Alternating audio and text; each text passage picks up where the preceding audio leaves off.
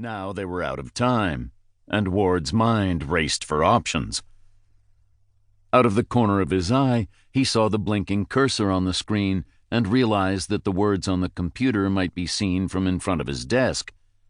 Without glancing back at the monitor, he pressed the F4 key as he turned the chair to face his visitors.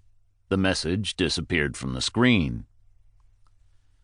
"I'm sorry, Mr. Lobeck," Ward said, rising from his seat. "I didn't hear the doorbell." The waver in his voice betrayed his attempt to remain calm.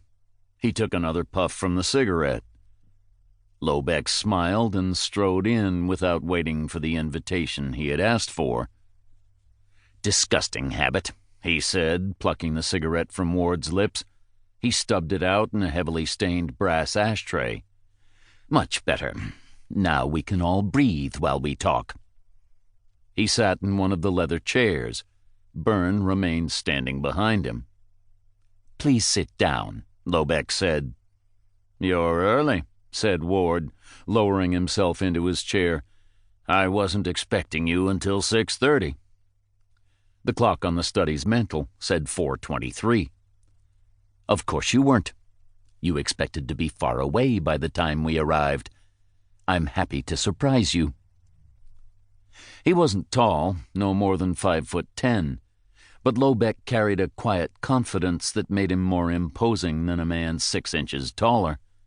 His thick ebony hair, a marked contrast to his fair complexion and slate-gray eyes, was combed straight back. His gray suit was tailored, perfectly fitting his athletic frame. Lobeck was not a handsome man, his nose angled downward and crooked. His chin was weak, but his eyes were always alert and focused. Despite being intimidated by Lobeck, Ward couldn't help but admire the man's presence. Lobeck's younger associate was the same height as Lobeck, but about 50 pounds heavier, most of it muscle. Byrne lacked Lobeck's sense of style, wearing an ill-fitting blue suit that looked a size too large. His brown hair was cut in a Marine-style crew, and boredom radiated from his perpetual frown and sleepy eyes. Beyond the visual, Ward knew hardly anything about the man. He'd never uttered more than a few unintelligible greetings.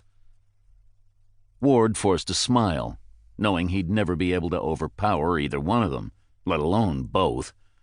Despite his 4-inch height advantage over the two men, his large paunch and fleshy jowls clearly marked him as a professor whose sole exercise was swinging a golf club. Since the fall semester didn't begin until next week, he was dressed in the $300 sweatsuit he normally wore on weekends. Otherwise, Ward was the archetype of a distinguished professor, down to the thin graying hair and wire-rimmed glasses. Judging by Lobeck's attitude, he didn't appear to pose much of a threat. "I don't know what you mean," Ward said. "I was just finishing up some—" "You do know what I mean." Lobeck seemed more amused than annoyed. "We've been searching for you for the last hour. You didn't take your normal route from the office today. Maybe you can tell us why." He had suspected they were watching him, and now Lobeck's statement confirmed it. After hearing the news about Herbert Stein's murder, Ward had taken the precaution of leaving through the sub-basement to another building, hoping to elude his observers for just the 10 minutes he needed to hide his insurance. Apparently, he had been successful. "How do you know what route I take?" Ward was stalling, trying to think. "The same way we know how you've been able to afford a $500,000 home and a Mercedes on a professor's salary." Lobeck scanned the tastefully decorated study, with its mahogany desk, black leather sofa, golf awards, and memorabilia, then looked out the window at the gated community's 18-hole championship golf course in the final stages of construction, before his eyes returned to Ward. "Although lately your situation has taken a turn for the worse, hasn't it? Mr. Tarnwell mentioned your reputation for successful ventures in the stock market. It's a pity your appraisal of chromosotics wasn't as shrewd."